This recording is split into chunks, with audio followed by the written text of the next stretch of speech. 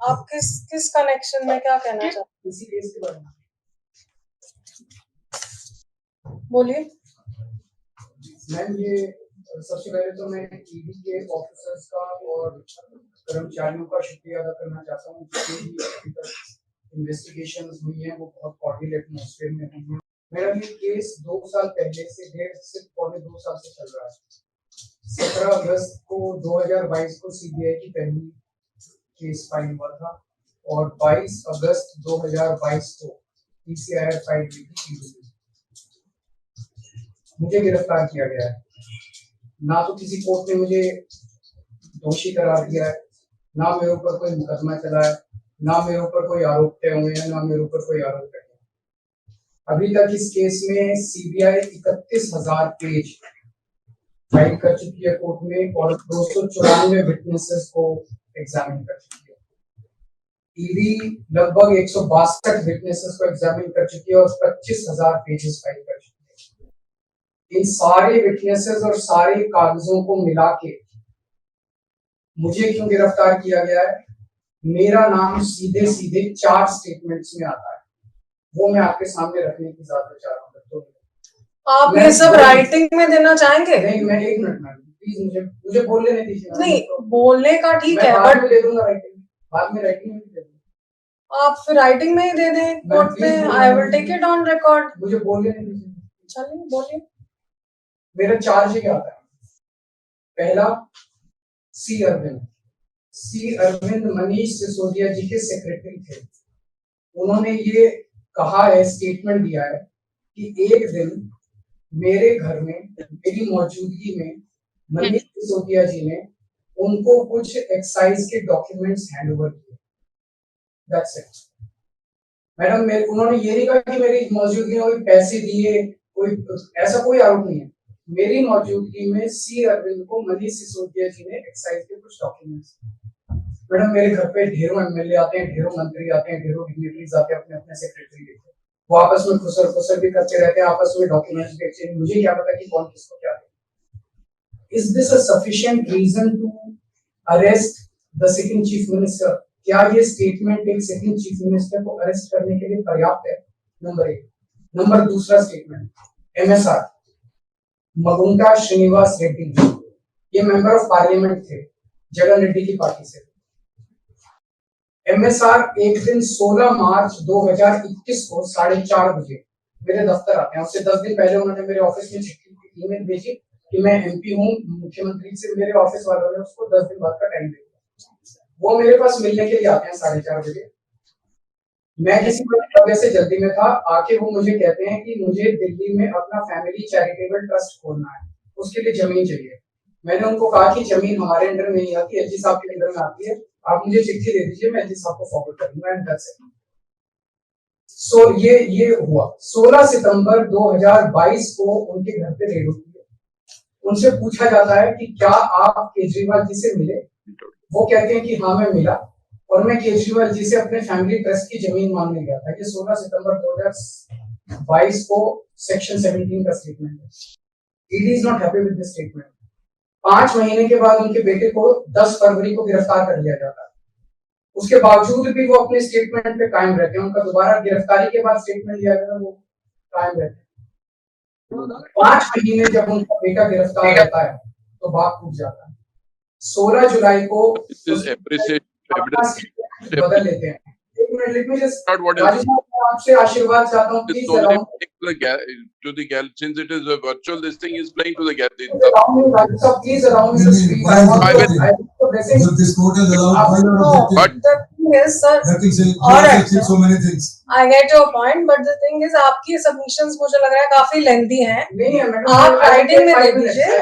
Only 5 minutes.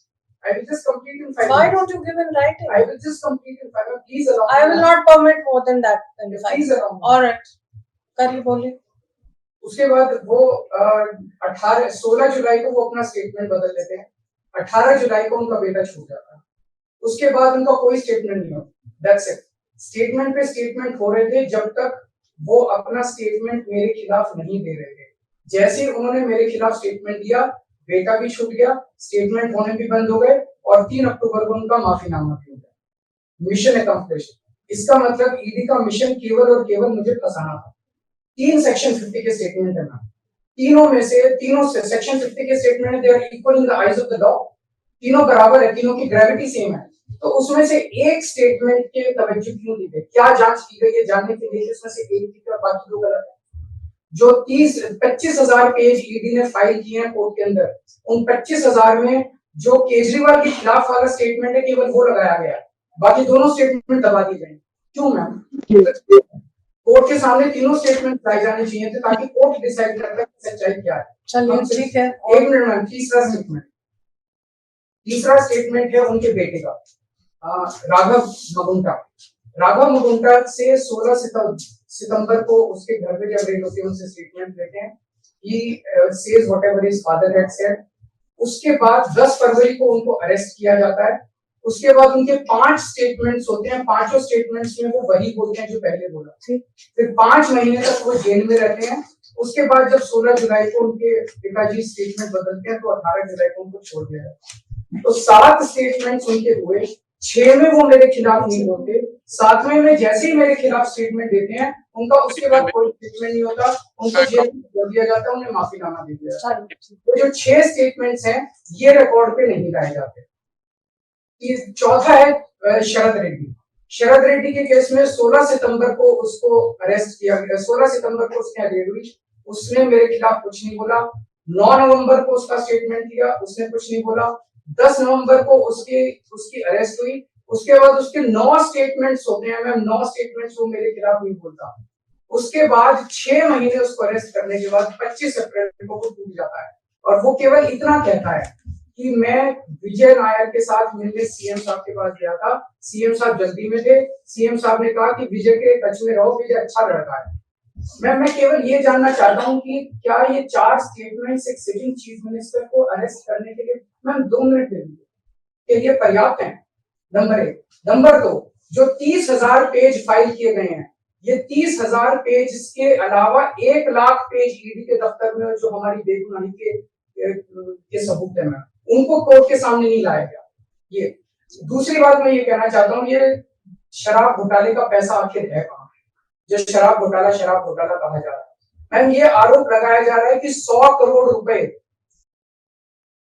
किसी south lobby ने शराब की हमने पॉलिसी बनाने के लिए, हाँ जी आम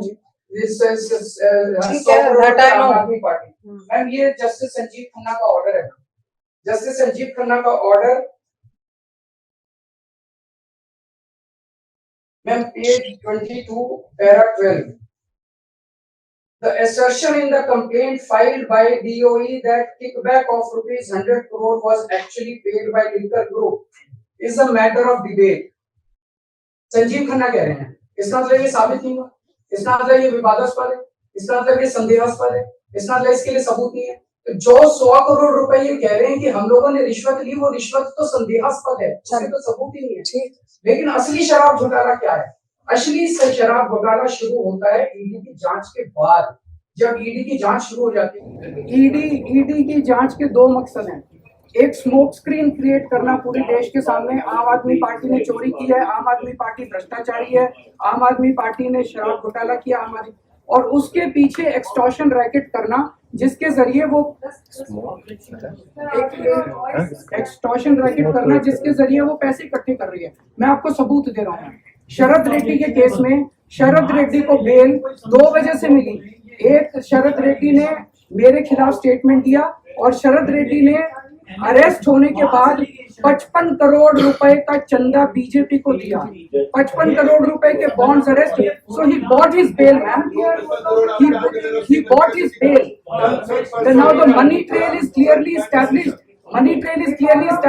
ma'am, just last 1 minute, last 1 minute, the money trail is established ma'am। उसने अपनी बेल अरेस्ट होने के बाद 55 करोड़ रुपए का चंदा बीजेपी को दिया, बीजेपी के अकाउंट में सीधा गया, मनी ट्रेल इज एस्टैब्लिश्ड। और यही पूरी जांच का मकसद था, एक तरफ आम आदमी पार्टी को क्रश करना, एक स्मोक स्क्रीन क्रिएट करना, भ्रम का पर्दा और पीछे से एक्सटॉर्शन करना।